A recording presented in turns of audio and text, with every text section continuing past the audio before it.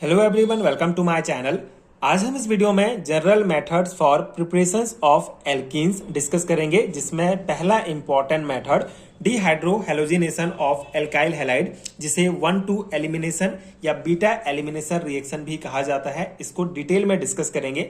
बहुत ही important topic है, एक इंपॉर्टेंट कॉन्सेप्ट है बीएससी सेमेस्टर एग्जाम्स के लिए। सो इस पर्टिकुलर वीडियो में डिटेल में समझेंगे कि डिहाइड्रो हेलोजिनेशन के द्वारा किस प्रकार एल्कीन्स प्रिपेयर किया जाता है, एंड इससे रिलेटेड ही एक इंपॉर्टेंट रूल सिटजेफ रूल के बारे में भी डिस्कस करेंगे। एंड ये प्रॉपर नोट्स आपको प्रोवाइड करूंगा जो आपके एग्जाम प्रिपरेशन के लिए बहुत हेल्पफुल होगा। सो स्टार्ट करते हैं। Dehydro halogenation of alkyl halide.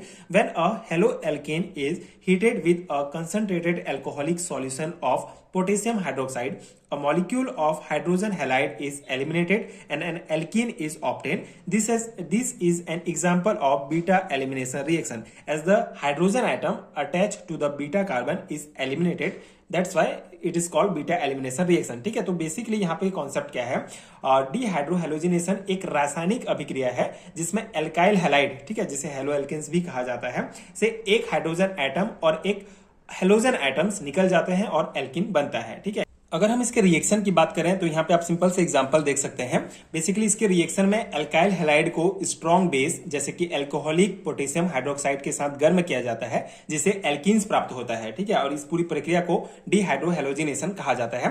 जैसे यहाँ पे अगर हम एग्जाम्पल देखें तो ये हमारा इथाइल ब्रोमाइड है। इथाइल ब्रोमाइड को हम एल्कोहलिक KOH के साथ गर्म करते हैं, तो यहाँ पे क्या प्रक्रिया होता है? ये जो हमारा पोटेशियम है, ये ब्रोमाइड के साथ जो है ये पोटेशियम ब्रोमाइड बना लेगा। उसके बाद ये जो हाइड्रोजन है, ठीक है, ये हाइड्रोजन जैसे यहाँ पे बीटा कार्बन पे एक हाइड्रोजन जो जुड़ा है इसके साथ, ठीक है, सॉरी, ये जो OH है हमारा हाइड्रोक्साइड जो है, ये H के साथ रिएक्ट करके H2O बना लेगा। ठीक है, तो इस प्रकार से ये हमारे इथाइल ब्रोमाइड से एक हेलोजन एटम और एक हाइड्रोजन एटम जो है निकल जाते हैं, जिससे हमको प्राप्त होता है इथाइलिन। ठीक है, अब इसको बीटा एलिमिनेशन रिएक्शन क्यों कहा जाता है? क्योंकि बीटा पोजिशन वाले कार्बन से जो है हाइड्रोजन जो है वो बाहर निकलता है, इसी कारण इसको बीटा एलिमिनेशन रिएक्शन भी कहा जाता है, या फिर इसको 1-2 एलिमिनेशन रिएक्शन कहा जाएगा, क्योंकि ये अल्फा से भी जो है हमारा हेलोजन परमाणु यहां से निकलता है। तो ये इसका बेसिक रिएक्शन है। आई होप आपको समझ में आ गया होगा। सिंपल सा है। ये हमारा इथाइल ब्रोमाइड है, इसको हम एल्कोहलिक KOH के साथ गर्म करते हैं, तो ये जो हाइड्रोक्साइड है OH जो है,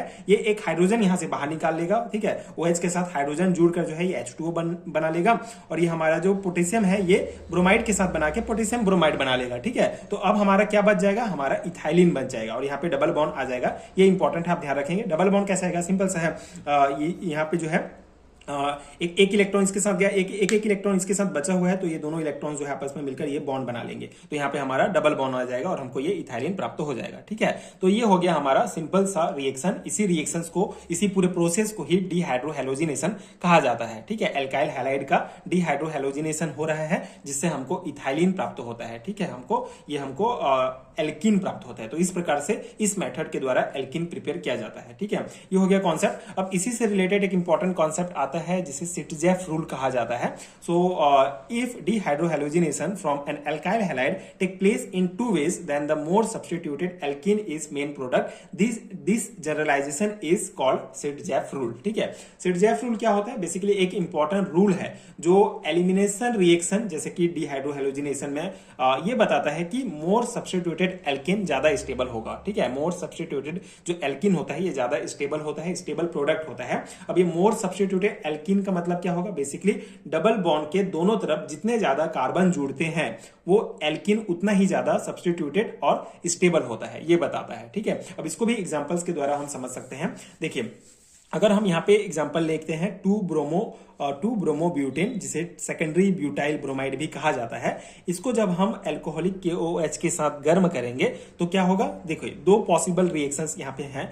एक तो बीच से जो है हमारा एक हाइड्रोजन निकलेगा और एक बाहर से एक हाइड्रोजन निकल सकता है। ठीक है, तो जब यहाँ से बीच से एक हाइड्रोजन निकलेगा, मतलब यहाँ से जैसे OH जो है यहाँ इस हाइड्रोजन के साथ रिएक्ट करेगा और H2O बना के बाहर निकलेगा और ये हमारा K जो है इस Br के साथ रिएक्ट करेगा। ठीक है, तो यहाँ पे हमको पहला पॉसिबिलिटी ये है कि ये हमको प्रोडक्ट प्राप्त हो सकता है। ठीक है, जैसे यहाँ पे एक हाइड्रोजन यहाँ से निकला तो यहाँ पे डबल बॉन्ड बन जाएगा। ठीक है, और ये हमको CH3CH डबल बॉन्ड CH प्राप्त हुआ। ठीक है, जो है 2 ब्यूटेन। ठीक है, 80% जो है इस पर ये चांसेस है कि ये प्रोडक्ट हमारा बनेगा। अब यहाँ पे सेकंड चांस ये है, सेकंड रिएक्शन ये हो सकता है कि एक हाइड्रोजन यहाँ से निकल सकता है। ठीक है, अगर यहाँ से हाइड्रोजन निकलेगा तो डबल बॉन्ड यहाँ पे बनेगा। ठीक है, एक हाइड्रोजन यहाँ से निकलेगा OH के साथ H2O बना लेगा तो हमारा डबल बॉन्ड कहाँ पे आ जाएगा, यहाँ पे आ जाएगा। तो डबल बॉन्ड के हिसाब से ही हमको ये पता चलता है कि कौन ज्यादा स्टेबल है, कौन कम स्टेबल है। जैसे मेन प्रोडक्ट हमारा 2 ब्यूटीन है, क्योंकि डबल बॉन्ड बीच में बन रहा है, मतलब इसका अर्थ यह है कि दोनों साइड जो है क्या है, बराबर जो है, दोनों साइड जो है ज्यादा कार्बन जुड़े हुए हैं।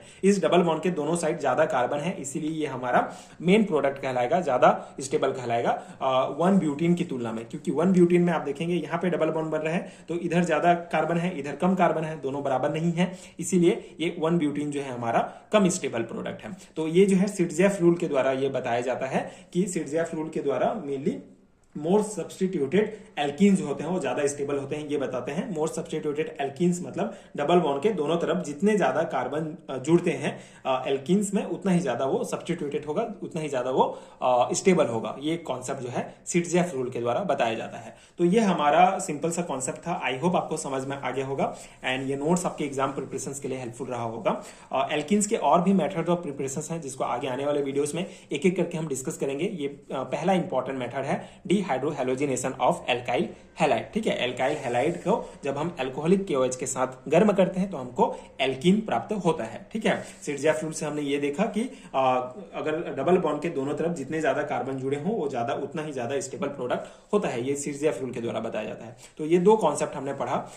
आई होप कि आपको क्लियर हो गया होगा एंड ये वीडियो आपके लिए हेल्पफुल रहा होगा। अगर मैं हैंड रिटन नोट्स की बात करूं तो नीचे आपको डिस्क्रिप्शन बॉक्स में हैंड रिटन नोट्स का लिंक मिल जाएगा, आप चेक कर सकते हैं। अगर आप BSc सेमेस्टर एग्जाम्स की प्रिपरेशन कर रहे हैं या MSc सेमेस्टर एग्जाम्स की प्रिपरेशन कर रहे हैं, अगर आपको हैंड रिटन नोट्स चाहिए यूनिट वाइज तो नीचे डिस्क्रिप्शन बॉक्स में आपको लिंक मिल जाएंगे, आप चेक कर सकते हैं। वहां से आप नोट्स डाउनलोड कर सकते हैं जो आपके एग्जाम प्रिपरेशन के लिए बहुत हेल्पफुल होगा।